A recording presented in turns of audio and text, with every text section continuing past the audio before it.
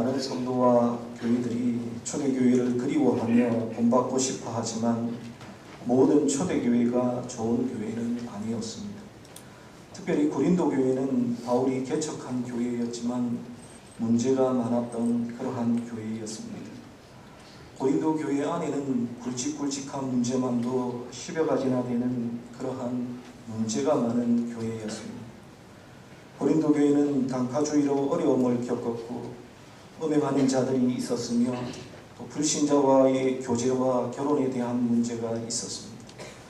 뿐만 아니라 우상 제물의 문제와 성찬에 관련된 문제도 있었고 또한 주님의 부활을 의심하는 그러한 사람들도 있었으며 헌금과 관련된 오해와 문제도 있었고 또 바울의 사도권에 대해서 의심하는 그러한 이들도 고린도 교회 안에는 있었고 여러 가지 문제들이 있는 그러한 교회가 바로 고린도 교회였습니다. 그래서 고린도 교회 안에 있었던 문제들만 보면 이게 교회가 맞나 싶을 정도로 문제가 많았다. 어찌 보면 문제 종합 선물 세트와 같은 그러한 교회가 고린도 교회라고 말할 수 있습니다. 특별히 오늘 우리가 함께 읽은 고린도전서 6장의 말씀은 교회 내 성도들 간에 있었던 고소에 관한 그러한 문제를 다루고 있습니다. 오늘 본문 1절에 보시면 교회 안에서 성도들끼리 다툼이 있었고 이 다툼을 교회 내에서 해결하지 못하고 세상 법정에 고소하는 청년들이 있었다라고 말씀하고 있습니다.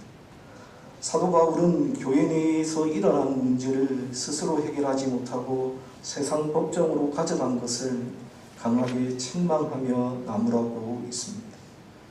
그래서 성경학자인 로버트슨과 플루머는 오늘 본문에 나타난 고린도 교회의 문제를 두고 다음과 같이 지적하며 그들의 문제를 정리하고 있습니다. 교회 내에 세상적 분쟁이 있는 것도 악한 일이다.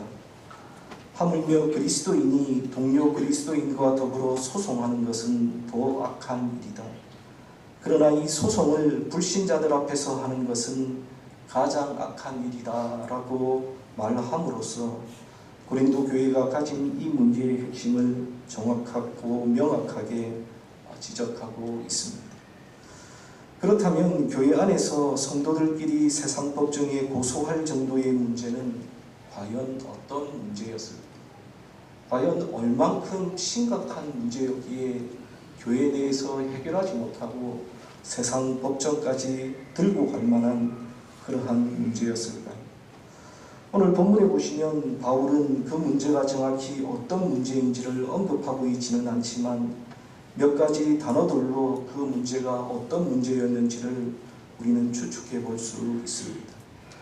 먼저 오늘 본문 2절에 보시면 고소의 내용과 관련해서 바울은 이 일을 가리켜서 지극히 작은 일이라고 언급하고 있고 3절에 보시면 세상 일이라고 하고 있고 4절에 보시면 세상 사건이라고 말하고 있습니다.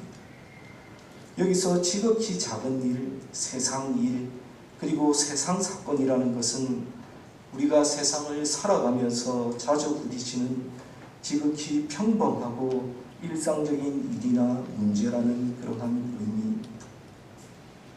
즉 고린도 교회 내에서 성도들끼리 서로 다투고 그리고 이 문제를 세상 법정에 고소한 이 문제는 아주 심각한 문제가 아니라 사소한 문제라는 그러한 의미입니다. 그리고 7절과 8절에 보시면 바울은 이 문제를 불의와 속임과 관련된 것이라고 또한 말하고 있습니다. 여기서 불의에 해당하는 헬라어는 아디케오라는 그러한 단어로 부당함을 입다 혹은 불공평한 상태나 모욕을 당하다라는 그러한 뜻입니다. 그리고 속임에 해당하는 헬라어는 아포스테리오라는 그러한 단어로 일반적인 의미로는 빼앗다라는 그러한 의미가 있고 조금 더 구체적으로는 합법적인 개인의 소유를 강탈하거나 횡령하는 것이라는 그러한 뜻이 있습니다. 즉 불의는 기타 다른 상해를 포함하는 좀 포괄적인 그러한 문제를 가리키지만 속임이라는 것은 1차적으로 상업적인 용어로서 재산이나 금전적인 것과 관련된 문제라는 것을 짐작할 수 있습니다. 그래서 오늘 본문 7절과 8절에서 사용된 이 두 단어의 뜻을 가지고 우리가 추측해보면 이 문제는 교회 내에서 성도 간에 있었던 아주 작은 재정적인 문제 혹은 미납된 채무에 대한 것이라고 우리는 추측해 볼 수 있습니다. 이에 바울은 지극히 일상적인 문제를 교회 안에서 스스로 해결하지 못하고 세상 법정에 소송한 것을 두고 고린도 교회를 향해 강하게 책망하고 있는 것입니다. 그리고 바울이 그들을 책망할 때에는 아무런 이유 없이 책망한 것이 아니라 성경적인 그리고 신학적인 분명한 기준과 이유를 가지고 그들을 책망하고 있습니다. 그렇다면 바울이 세상 법정에 고소한 형제들과 고린도 교회를 강하게 책망하는 그 이유가 무엇입니까? 첫째는 성도의 영적인 신분 혹은 정체성 때문입니다. 오늘 본문 2절 말씀을 한번 보십시오. 2절 말씀해 보시면 다음과 같이 말씀합니다. 성도가 세상을 판단할 것을 너희가 알지 못하느냐? 세상도 너희에게 판단을 받겠거든 지극히 작은 일 판단하기를 감당하지 못하겠느냐라고 말씀하고 있습니다. 2절에서 바울은 우리의 정체성, 즉 성도가 어떤 존재인지에 대해서 알려주고 있는데 먼저 성도의 영적인 신분은 세상을 판단할 존재라고 말하고 있습니다. 마태복음 19장 28절 말씀에 보시면 다음과 같은 말씀이 있습니다. 예수께서 이르시되 내가 진실로 너희에게 이르노니 세상이 새롭게 되어 인자가 자기 영광의 보좌에 앉을 때에 나를 따르는 너희도 12 보좌에 앉아 이스라엘 12지파를 심판하리라 라고 이 말씀이 기록되어 있습니다. 즉 예수님께서는 이 말씀을 통해서 성도는 장차 12 보좌에 앉아 세상을 심판할 자들이다 라고 말씀하고 계신 것입니다. 즉 성도들에게 배석 판사의 그러한 권위를 부여하신 것입니다. 또한 오늘 본문 3절에 보시면 다음과 같이 말씀합니다. 우리가 천사를 판단할 것을 너희가 알지 못하느냐? 그러하거든 하물며 세상 일이랴 라고 말씀하고 있습니다. 바울은 성도를 천사들도 판단할 존재라고 말하고 있습니다. 여기서 언급된 천사는 선한 천사와 악한 천사 모두를 가리키는 것이 아니라 하나님을 배반하고 범죄한 천사들을 가리키고 있습니다. 즉 바울은 비록 타락했을지라도 영적으로 인간들보다 탁월한 존재인 천사들까지도 성도들이 판단하게 될 것임을 분명하게 말하고 있는 것입니다. 그래서 지금 바울은 세상과 천사를 심판할 신분의 성도들이 교회 내에서 일어난 다툼을 스스로 해결하지 못해서 도리어 세상 법정에서 판단을 받으려고 하는 어리석은 고린도교회의 성도들의 모습을 책망하고 있는 것입니다. 즉 우리의 신분이 이렇게 영광스럽다면 신분에 맞게 행동해야 한다고 우리에게 가르치며 교훈하고 있는 것입니다. 사실 저는 패션에 대해서 관심이 많이 없는 소위 패션 테러리스트입니다. 왜냐하면 저는 멋있게 보이는 옷보다는 편한 옷을 좋아하기 때문입니다. 그래서 집에서도 편한 차림으로 잘 지내고 밖에 외출할 때도 편하게 입고 외출하는 것을 좋아합니다. 근데 이러한 저의 성향이, 저의 모습이 산문교회에 와서는 아주 많이 변했습니다. 외출할 때에도 옷차림에 나름 많이 신경을 쓰고 있습니다.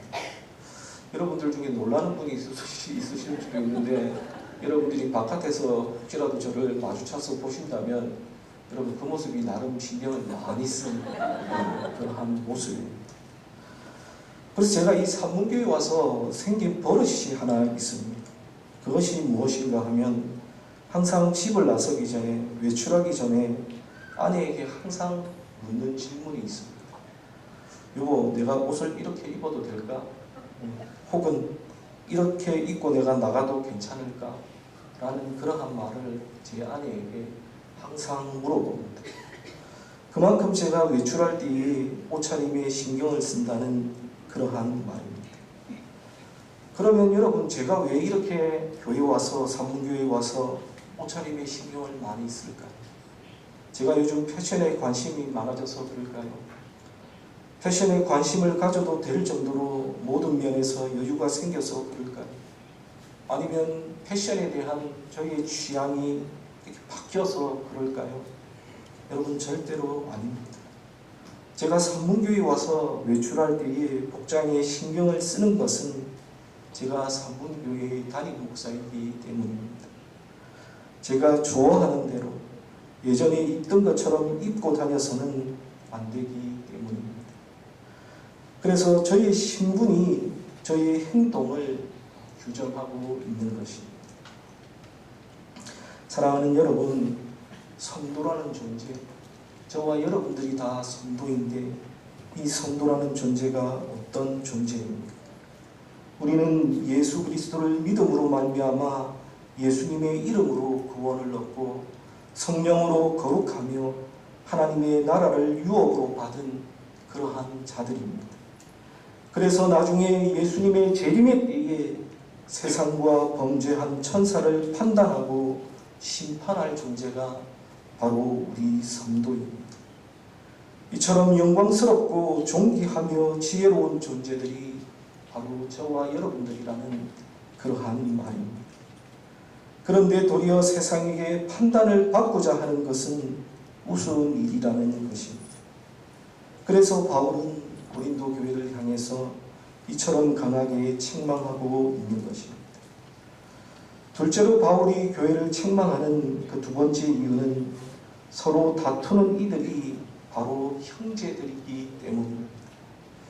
오늘 본문 8절 말씀에 보시면 너희는 불의를 행하고 속이는구나. 그는 너희의 형제로다 라고 말씀하고 있습니다. 바울은 교회 안에서 다투는 그들을 향해 형제라고 부르고 있습니다. 그리고 오늘 본문 5절에서 8절 말씀에 보시면 성도와 같은 의미인 형제라는 단어가 무려 4번이나 사용되고 있는 것을 확인할 수 있습니다. 5절에 한 번 나오고요, 6절에 2번 나오고 8절에 한 번이 나옵니다. 즉 그는 너희 형제로다 라고 하는 이 구절은 사도 바울의 외침은 교인들 상호간에 불의를 행하거나 속이지 말아야 할 그러한 이유가 된다는 그러한 의미입니다. 여기서 형제로 번역된 이 아델포스라고 하는 헬라어 단어는 본래 한 자궁에서 태어난 자를 뜻하는 그러한 단어이고 육신의 형제를 의미하는 그러한 단어입니다. 하지만 여기서 문맥상 그리스도의 피로 말미암아 한 가족이 된 교회의 구성원들을 의미하고 있습니다. 즉 바울은 이 형제라는 단어를 통해서 고린도 교회의 분쟁이 교회 내에서 발생한 그리스도인들 간의 상호 간의 분쟁, 즉 한 가족 안에서 일어난 분쟁이라는 점을 새삼스럽게 환기시키고 있는 것입니다.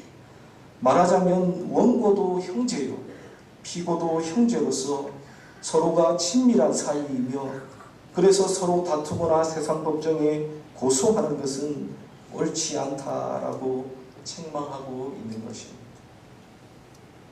사실 오늘 본문에 나타난 고린도 교회의 문제는 두 가지입니다. 하나는 6절에 보시면 형제들 간의 분쟁이 생겼다는 것이고 다른 하나는 그것을 세상 법정에서 해결하려고 했다는 것입니다. 그런데 가만히 생각해 보면 이것은 그들이 형제를 사랑하지 않았고 이것은 형제를 형제로 여기지 않았다는 것, 그 문제로 요약될 수 있습니다. 바울은 여기에 분노했고 그래서 고린도 교회를 강하게 책망하고 있는 것을 볼 수 있습니다. 마태복음 12장 46절에서 50절의 말씀을 보시면 예수님께서 사람들에게 말씀하고 계실 때에 예수님의 어머니와 형제들이 예수님을 찾아왔고 어떤 사람들이 그것을 예수님께 보고합니다. 이때 예수님은 누가 내 어머니이며 내 동생들이냐라고 다시 물으신 이후에 제자들을 가리키시며 말씀하시기를 누구든지 하늘에 계신 내 아버지의 뜻대로 하는 자가 내 형제요 자매요 어머니다 라고 말씀을 하십니다.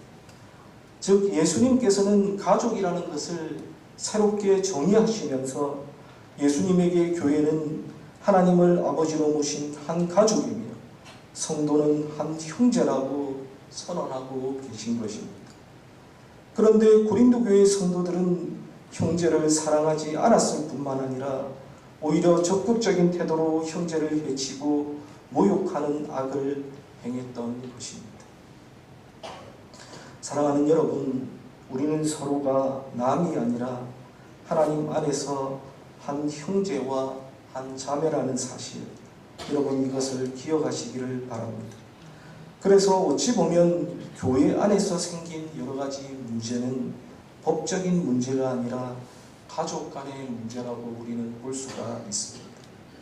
혹시 교회 내에서 성도들끼리 다툼이 있더라도 이 문제를 법적인 문제로 볼 것이 아니라 가족 간의 문제로 보아야 한다는 것입니다. 창세기 13장에 보시면 아브라함이 목초지로 인해서 그의 조카 롯과 다투게 되었을 때에 롯에게 좋은 목초지를 양보함으로써 다툼을 그치게 했습니다. 이처럼 가족 간의 문제는 양보와 사랑으로 화평하게 해결할 수 있습니다. 우리가 교회 내에서 일어나는 갈등의 문제를 한 가족이라는 관점에서 본다면 그 어떤 갈등이나 문제라도 원만하게 해결할 수 있다는 그러한 말입니다. 그러므로 교회 내의 갈등과 문제를 항상 법적인 관점에서 보고 법의 관점에서 풀려고 하기보다는 가족 간의 문제라는 사실을 여러분 기억하시고 화평을 도모하시는 성도님들이 다 되시기를 간절히 바랍니다. 그리고 바울이 교회를 책망하는 세 번째 이유는 이 일들이, 이 문제가 하나님과 교회의 영광을 가리기 때문입니다. 바울이 사역할 당시의 법정은 아고라라고 불리는 광장의 중심부에 있었고 치안판사가 재판석에 앉아있곤 했습니다. 그래서 사람들이 송사할 것이 있으면 그곳으로 찾아와서 송사를 했습니다. 그런데 재판을 하던 곳이 광장의 중심부에 있는 공개된 장소였기 때문에 소송이 벌어지면 그 지역의 모든 사람들이 다 알 수밖에 없었습니다. 그래서 교회 성도들 사이에 법적인 소송이 벌어지면 말 그대로 공공장소, 다시 말해 믿지 않는 자들 앞에서 재판이 이루어졌고 그 지역의 모든 사람들이 다 알 수밖에 없었습니다. 여러분, 이렇게 되면 하나님과 교회의 영광이 드러나기는커녕 가려질 수밖에 없었고 교회와 하나님은 수치와 조롱을 당할 수밖에 없습니다. 여러분, 그렇게 되면 교회는 자동적으로 세상에 대한 복음의 영향력을 상실하게 되고 교회의 내적으로는 주님께서 주시는 은혜를 잃어버리게 됩니다. 그리고 전도의 문이 막히는 것은 물론이고 세상에서 소금의 역할도 빛의 기능도 제대로 발휘할 수 없게 됩니다. 정말 우리 주님의 말씀대로 소금이 그 맛을 잃으면 다만 밖에 버려져 사람들에게 밟힐 뿐인 그러한 존재가 되는 것이고 결국 하나님의 영광을 가리게 되는 것입니다. 그래서 모든 일을 다 하나님의 영광을 위하여 하라고 외쳤던 이 바울에게 교회 내의 문제를 세상 법정에 소송하는 것은 하나님의 영광을 가리는 일이었고 그래서 바울은 그들을 강하게 책망하고 있는 것입니다. 그렇기 때문에 교회에서 문제가 생기면, 교회에서 갈등이나 다툼들이 생기면 여러분 내 이익을 먼저 생각할 것이 아니라 교회와 하나님을 먼저 생각해야 합니다. 분명한 것은 절대 내가 희생하더라도 하나님의 영광을 가리고 교회의 명예를 실추시켜서는 안 된다는 것입니다. 여러분, 우리가 이렇게 할 때에 성도가 성도답게 살아갈 수 있고, 교회가 교회답게 사역할 수 있고, 그리고 전도와 선교의 문도 열리게 됨을 여러분들 기억하시기를 바랍니다. 그러면 이러한 상황에서 바울이 제시하는 것은 무엇입니까? 이러한 갈등과 이러한 다툼이 교회 내에 있을 때에 바울은 어떻게 하라고 권면하고 있습니까? 바울은 차라리 불의와 속임을 당하라고 권면하고 있습니다. 오늘 본문 7절 말씀을 한번 보십시오. 7절 말씀입니다. 우리 7절 말씀을 다 같이 한 목소리로 함께 읽도록 하겠습니다. 7절입니다. 너희가 피차 고발함으로 너희 가운데 이미 뚜렷한 허물이 있나니 차라리 불의를 당하는 것이 낫지 아니하며 차라리 속는 것이 낫지 아니하며. 바울은 그리스도인은 애초에 이런 일에 휩쓸려서도 안 될 뿐만 아니라 동료 그리스도인에게 해를 주거나 속이기보다는 차라리 불의와 속임을 당하고 자기를 희생하고 양보하라고 권면합니다. 여기서 희생과 양보는 눈에 보이는 물질적인 손해뿐만 아니라 정신적으로 자신이 불의한 자가 되는 고통까지도 감수하는 그러한 양보이며 희생입니다. 다시 말하면 문제에 대해서 서로가 해결책을 찾지 못하고 합의하지 못할 때에는 세상 사람들 앞에서 서로의 허물과 부끄러움을 드러내고 싸우는 것보다는 차라리 불이익을 당하고 손해를 당하고 억울함을 감수하라는 그러한 말입니다. 실제로 우리가 성경을 보시면 성경은 우리 그리스도인들이 누군가에게 불의를 당하면 악을 악으로 갚지 말고 선으로 갚으라 라고 말하는 말씀들이 참 많이 나옵니다. 먼저 로마서 12장 17절에 보시면 아무에게도 악을 악으로 갚지 말고 모든 사람 앞에서 선한 일을 도모하라 라고 말씀하고 있고, 데살로니가전서 5장 15절에도 보시면 삼가 누가 누구에게든지 악으로 악을 갚게 하지 말고 서로 대하든지 모든 사람을 대하든지 항상 선을 따르라 라고 말씀하고 있고, 베드로전서 3장 9절에서는 악을 악으로 욕을 욕으로 갚지 말고 도리어 복을 빌라. 이를 위하여 너희가 부르심을 받았으니 이는 복을 이어받게 하려 하심이라 라고 말씀하고 있습니다. 여러분, 우리 예수님께서도 동일하게 가르치셨습니다. 마태복음 5장 39절에서 42절 말씀해 보시면 예수님은 다음과 같이 말씀하십니다. 나는 너희에게 이르노니 악한 자를 대적하지 마라. 누구든지 내 오른뺨을 치거든 왼편도 돌려대며 또 너를 고발하여 속옷을 가지고자 하는 자에게 겉옷까지도 가지게 하며 또 누구든지 너로 억지로 오리를 가게 하거든 그 사람과 심리를 동행하고 내게 구하는 자에게 주며 내게 꾸고자 하는 자에게 거절하지 말라라고 말씀하셨습니다. 예수님의 교훈도 역시 그리스도인들은 손해를 참고 가해자들에게 사랑을 베풀어야 한다는 점을 지적하고 있는 것입니다. 그런데 우리 예수님께서는 이렇게 말로만 가르치기만 하신 것이 아니라 직접 본으로 보이신 그러한 분이십니다. 예수님께서는 불의를 행하시기보다는 불의를 당하셨고 속이기보다는 속음을 당하며 사셨습니다. 예수님께서는 물질적인 손해뿐만 아니라 정신적으로 자신이 불의한 자가 되는 고통까지도 감수하시며 희생하셨습니다. 결국 고린도 교회 내에 있었던 이 고소의 문제는 절대로 손해를 보지 않겠다라는 이기적인 마음이 앞섰기 때문에 일어난 문제였습니다. 빗나간 자기 사랑의 결과이므로 자신의 권리를 포기하지 않고 자기 희생과 자기 손해를 보지 않으려는 그러한 마음에서 비롯된 문제였습니다. 그래서 기독교 윤리 실천 운동을 하셨던 기운실에서 활동하셨던 손봉우 장로님께서는 예수님을 믿고 지금까지 한 번도 손해를 본 적이 없다면 그것은 예수님을 잘못 믿은 것이다 라는 그러한 말을 하기도 하셨습니다. 사랑하는 여러분, 우리는 어떤 삶을 살아야 합니까? 그리스도인은 성도는 차라리 손해보는 그러한 삶을 살아야 합니다. 차라리 불의를 당하며 차라리 속임을 당하며 살아가십시오. 차라리 당하며 살아가시는 여러분들이 되시기를 바랍니다. 이것이 바로 우리 그리스도인의 삶이고 주 안에서 한 가족된 자들의 삶의 모습입니다.